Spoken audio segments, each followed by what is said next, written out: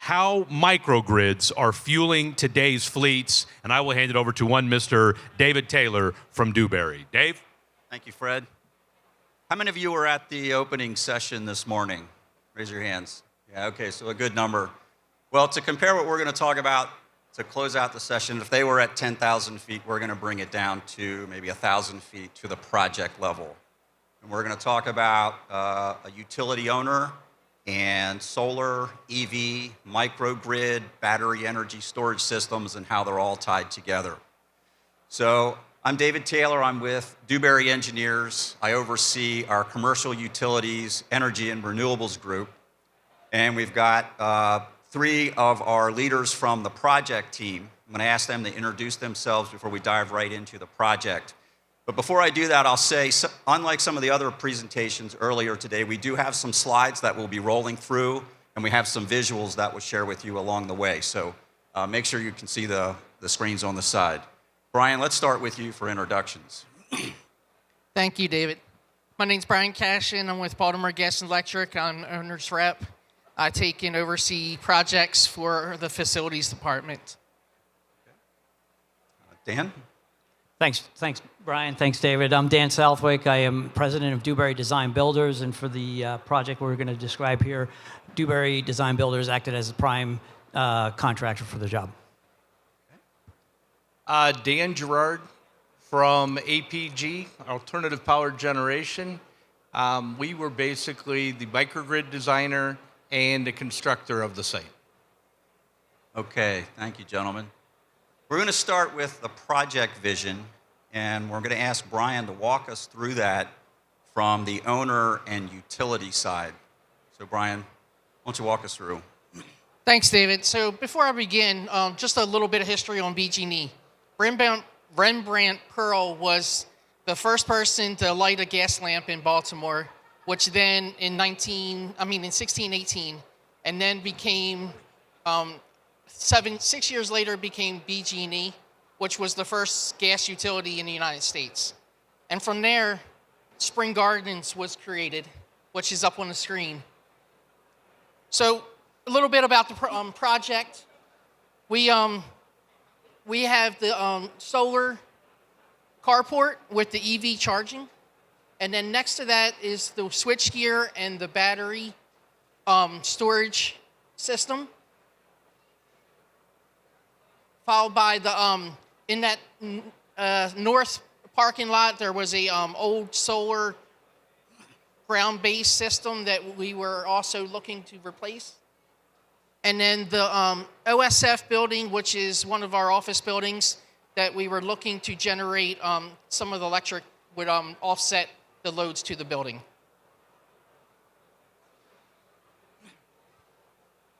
So we've partnered with ChargePoint for level 2 and level 3 chargers. And the reason for doing this is we were replacing our fleet to meet the 2030 goals, and by 2025, and then by 2030, we'll have 50% of our fleet and 100% of our light-duty vehicles will be replaced. Sorry. Oh, this is just a picture of the steel. We had issues with parking at this location, so we wanted the team to come up with a solution how we could take and have the parking, but also have the renewables for the fleet. And then these are pictures of the solar, and then you see the microgrid chargers. Inverters. And then the battery system, the BESS. We're a utility, so if we can't get out to you, then we can't get your lights back on. So we have to have a system that can energize the cars and get us back out to you. And then finally, the switchgear is the heart of the project. Yeah. Brian, thanks for walking us through that. One of the things that we need to consider, and I've heard this through the presentations today, are what criteria do you use to make a go, no-go decision? And this project was no different. So Dan Southwick, can you walk us through some of the thought process there and how we got to a go decision?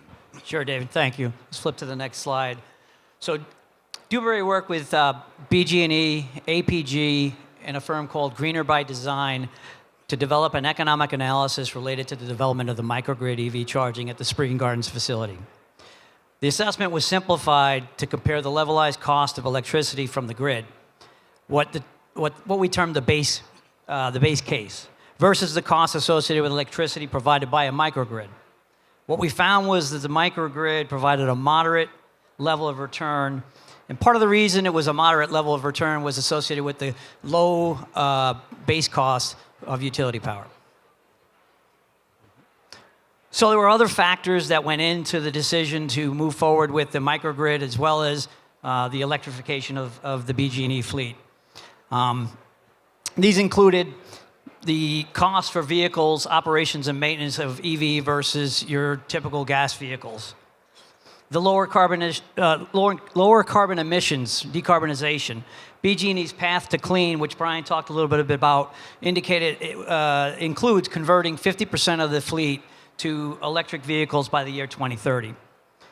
There's also the concept of energy arbitrage, which essentially is provided by the battery energy storage system, which will allow some time shifting where energy can be produced or bought at a lower price during off-peak periods and used for the charging when prices increase. Another factor was resiliency. The microgrid offers opportunity to generate and provide to the EV chargers during a grid outage, offering resiliency as it operates in island mode. Plus, it would be pretty embarrassing if you guys can't get out there, for sure. Right. There also remains the opportunity to improve the ROI through increasing the BG&E fleet and opening up the EV charging to other commercial fleets. Thank you, Dan. As you can see, there's a lot of things that the owner took into consideration on a go, no-go outside of the straight economic ROI, even though that was a major factor. One of the things you mentioned, Dan, was the energy arbitrage and maybe the lowest available cost for the power. And how does that feed back into the fleet electrification? So with that as a backdrop, Dan Gerard, can you walk us through some of the components and how you helped achieve that? Sure, more than happy to. Thank you, David. If you actually look at a microgrid, it always comes down to the controller. So as the center photo shows right now, the controller is basically in the middle of the switchgear. It controls the mode of operation and moves forward. Then, of course, each one of the devices, and we'll go through the devices here, ties in. You got the PV chargers, you've got the cars themselves, you got solar, you got the inverters, and you got the switchgear, which Brian mentioned a couple moments ago. And then, of course, the energy storage, which is not up there. However, we basically walked through and we had a number of modes of operation that the client wanted to achieve. First of all, if PV is available, they want to charge a vehicle off of PV. We have around 500 kW of PV on the site between the two locations. It's really between 500 and 600, mattering on the sun levels. And then, of course, we have energy storage, which we mentioned about the arbitrage. So one of the questions that came up was cost of the battery and how it was going to tie in. However, one of the modes of operation the client wanted, which both of these gentlemen just mentioned, was if you have an outage, we will charge vehicles. So we take the battery, the system looks at it, sees how many cars are currently plugged in, makes a judgment from there, and says we're going to save, say, 40% of the battery, with the idea being we can always charge vehicles if we lose power during the operation.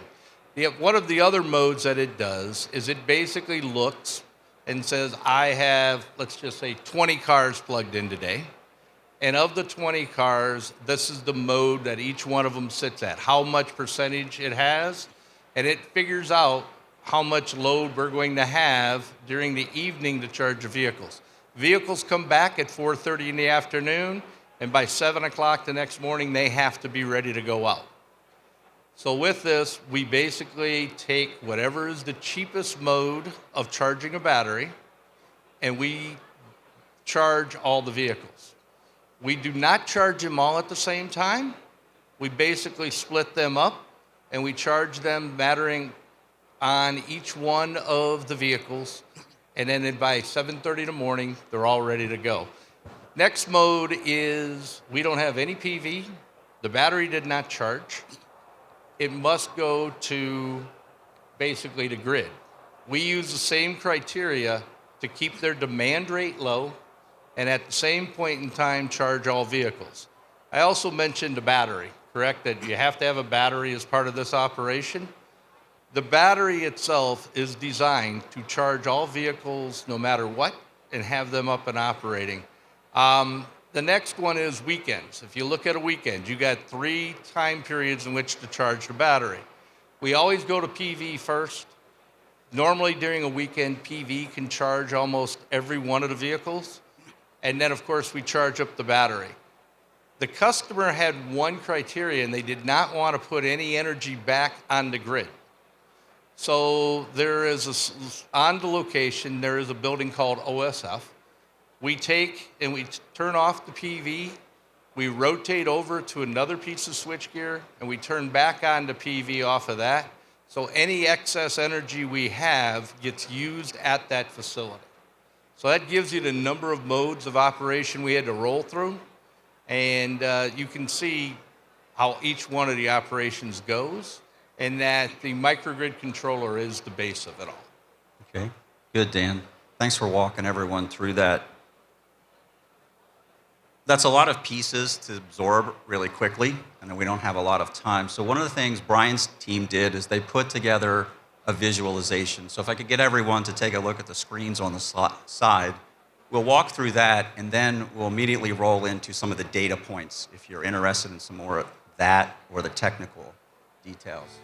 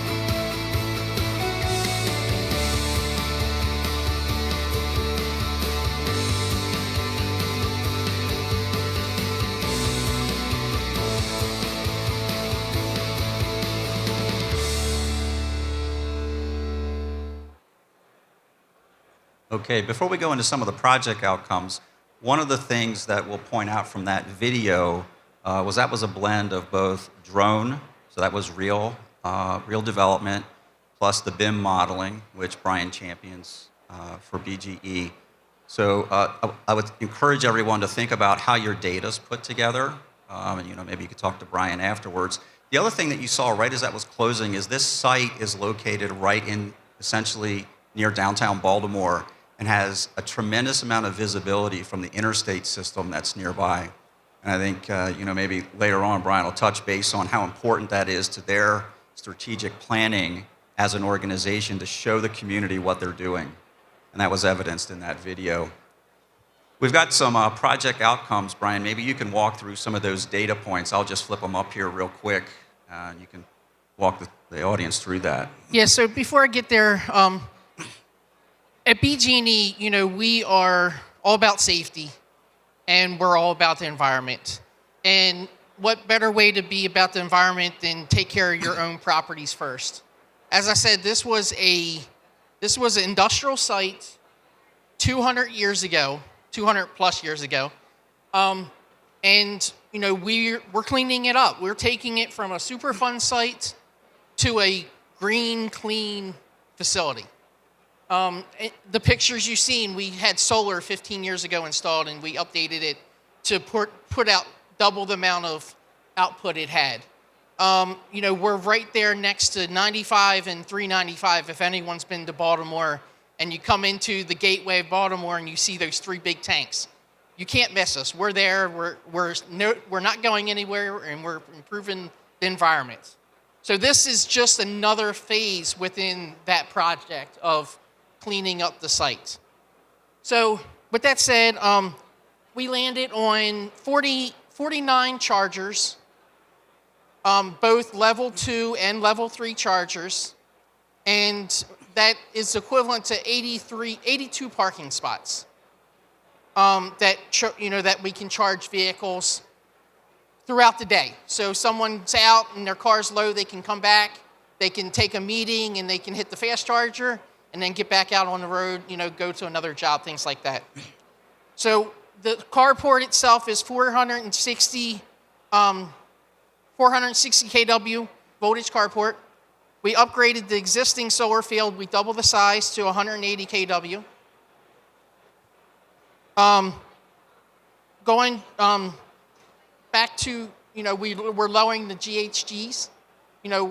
Our goal wasn't necessarily to have an ROI.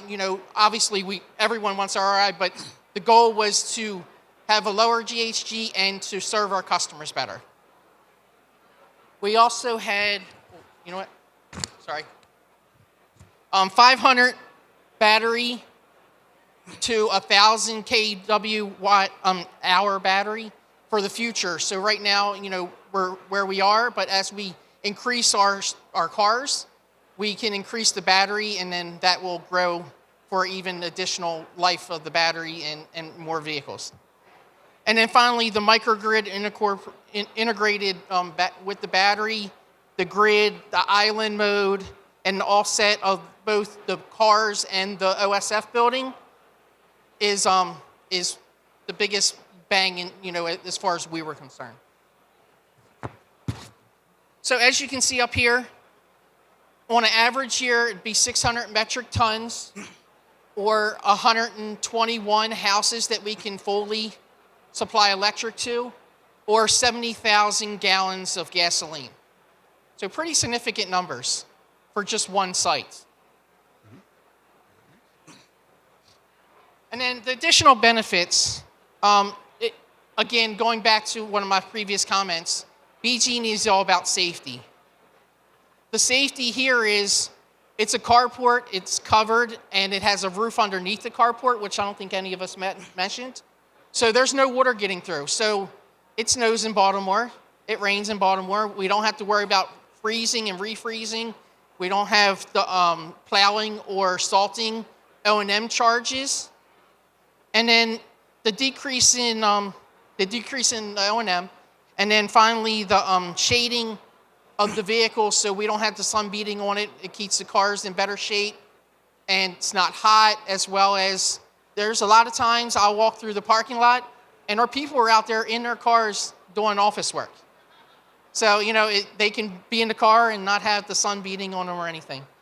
So all in all, it was very productive and a great job that the team did, and I think it's a good success. Okay, thank you, Brian. So one of the things that's important to both BGE and our team, and I hope, and I heard it at the earlier session, is what are the lessons learned? So as this whole industry is building out, what can we share with one another that might make us leap a little further and learn from what someone else did successfully, or even if they stubbed their toe? So I've asked the panelists to think about what those lessons learned are. We're going to start with Brian, and then we'll work our way back towards me. Let it out there. Let them know what your main lesson learned is, and hopefully they can take that back to their shop as well. Thanks, David. So, plan, and then plan again. This industry is growing leaps and bounds every day. I mean, every day I'm seeing something new. You just got to have the forefront visionary ability to look to the future. We started out this project with putting a solar carport on. That was it. We replaced the system, we added a system, we included a building, and that was just that project. We took in and we planned so that way in the future, I don't have to dig up the grounds. We ran all of our wires over top. So that way, if we, in the future, all we do is run down the steel in the wireways and add in more chargers. That's the kind of planning that you need. When we ran the conduits in the ground, you know, we first started out, we were at 1,000 amp service, and I was pushing for 2, and even I was wrong. We're at 3,000 amp service for that facility. So that's the things when I say plan, that's what you got to plan for. It's, you know, right now we have 1 of 10 electric bucket trucks in the whole U.S. How many chargers do you think it takes to charge it? Any ideas? Takes 2, a level 2 and a level 3. It's a lot of electric, and it's a lot of space. So where you had 1 spot for a truck, now you need 1.5 spots for a truck because you got 2 chargers to go with it. So that's the things that you have to think about for the future.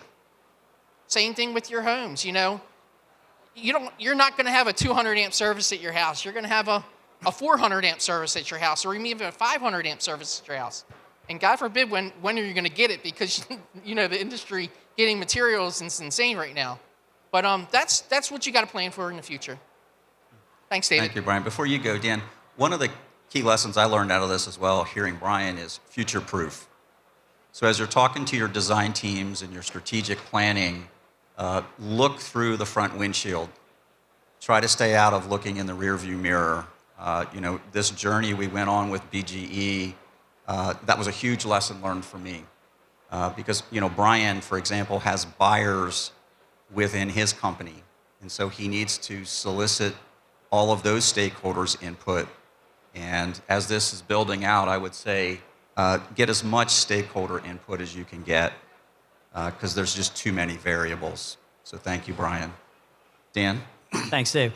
Yeah, plan is important, and part of the other piece is the need for good communication and coordination between all of the contributors to the program.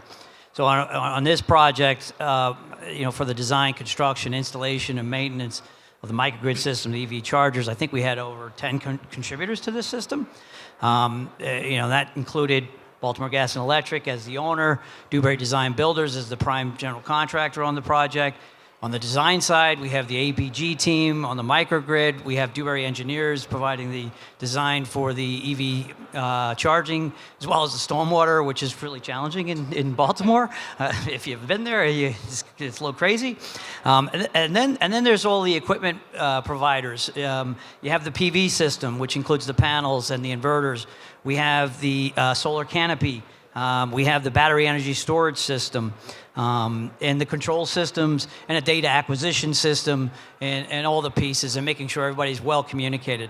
The system has its complexities, and it's associated with the interactions between the different components. He talked about all the different modes of operation. All those things have to be in sync and working well, and the team has to be able to understand, okay, if we got this, how do we adjust it? How do we make these improvements so that the system can operate at the efficiency we're expecting?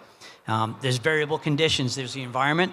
Obviously, it impacts whether or not you're generating PV. And there's the variability of charging. It's, you know, we plan for what we think how we're going to charge, but that may change and as time goes on. So those are really what I took away as my lessons. Okay. Thank you, Dan. So one thing that I didn't mention earlier, and I'm going to mention now, is mutual aid. So when we first sat down with Baltimore Gas and Electric, mutual aid is storm mode. So when you actually look at a normal utility, when they have an outage and they bring other utilities into a system, normally they're using diesel and gasoline as of today. Now they're bringing in electric vehicles. So this system had to be designed to charge up to 350 cars in a day and be able to flip them all, and they had to be other utilities that were coming in to match it. So while we're using ChargePoint, we use information from ChargePoint, and basically it is designed to charge as many vehicles as Brian's company is going to need. And that was one of the challenges that you don't really think about, but when they do mutual aid, they bring a bunch of gasoline vehicles right now and diesel. In the future, you're going to have to charge all these electric vehicles. So that's a lesson learned there for us. Thank you, Dan. You know, Brian, one thing that just jumped out at me is the building automation system. You know, we were talking about the ChargePoint data, but, you know, Brian's been a real champion of making sure that their BAS gives their staff visibility where they can into this what I'll call a complex system. And that's been a journey and a lesson learned. Lots of little ones along the way, how to fine tune that. Thank you guys for sharing that. That concludes the general remarks from the team. I think we have a few minutes. Is that right, Fred? Maybe take one or two questions if there. Yeah, no, we got time for a couple questions. Questions, if anybody's got any. Oh man, we had people walk up and leave. Hold on. Okay, 1, 2. On a microgrid, the control system is one of the most complex parts, and I wanted to ask the question, what solution did you use on that for building automation, and how did you commission it? So the microgrid is his side, BAS. We took and integrated through BACnet because we're a utility. We're worried about cyber attacks every day, every minute of the day. So we did it all in-house through through BACnet and through our internet.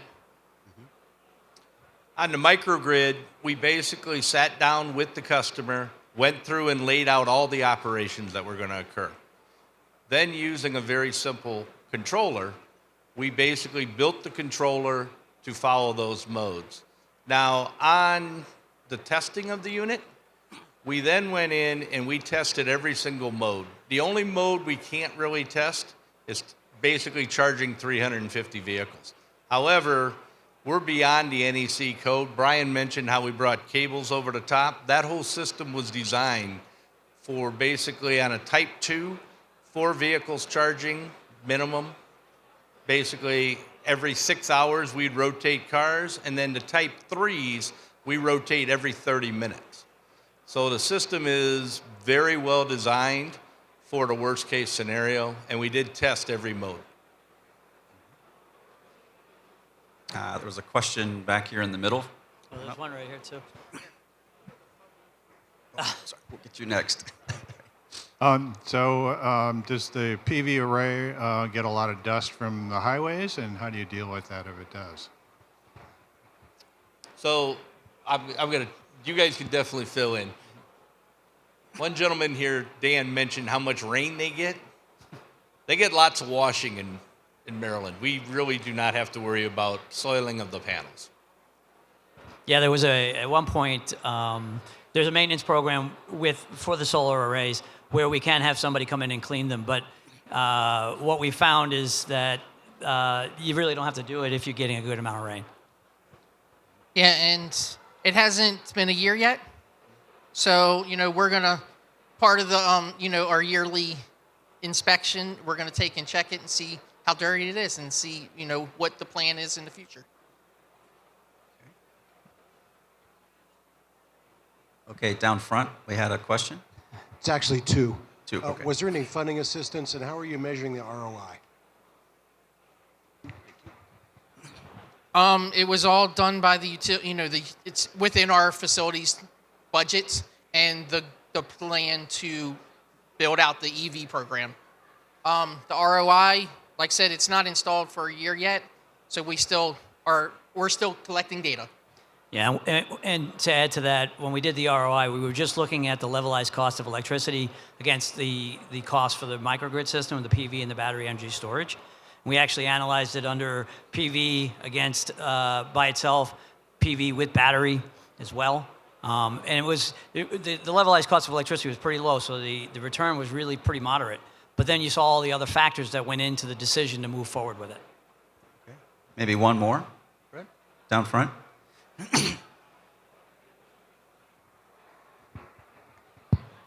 Hi, for Brian. As real estate developers who are looking to develop our own EV charging station, can you give us some insight into the kinds of discussions we need to be having with our local Entergy New Orleans to future-proof, like the conduit system underground? And you might also touch on just we have a lot of water in New Orleans as well, and so I would love to just get an understanding of how water impacts that underground future-proofing system, as well as above ground with even like battery storage and all of that kind of stuff. So can you speak to that, please? Thank you. So that's an interesting one. So with us, we're looking to be reliable, number one. So, you know, the things that we installed are, like I said, we were putting in not 2-inch pipe, you know, we're putting in 4 or 5-inch pipe. You know, so but when we went through the exercises and talking to all our customers, it wasn't necessarily what is coming now, what we have now, it's what's coming in 10 years from now. And for me, I'll put a stick of pipe in the ground that's 2 sizes more for $50, give or take, versus digging it up, digging a Superfund site up. Not super fun, by the way, and not 200 years old. It'd be amazing what you find in the ground. But that's the things you got to think about. With being where you are, you know, over top is a good idea because you don't have water getting in your conduits. So that's another item that you know. But then you have hurricanes and tornadoes and things like that you also have to worry about. So it's a lot of risk mitigation. Yeah. Yep. Yeah, I think everybody knows New Orleans has its challenges with stormwater and storms. So you have to look into the floodplain elevations and where you're locating your equipment. Take those things into consideration. One of the challenges we had, right, with even the carport solar, if you're doing that kind of system, you have to be concerned about the rainwater coming off that system and how it's basically coming off in a point discharge maybe somewhere relative to the design. So that has to be considered as well. So there's definitely factors you want to consider in terms of what's the potential for flooding in this area? How does that impact the equipment? Do I have to raise some of the equipment on a platform? And those kind of issues. Okay. All right. That was our last question. So I think we're on time, right, Fred? All right. Let's give a round of applause to our panelists. Thank you for staying Thanks, and guys. letting us interfere with your beer time. All right. Thank you, everyone.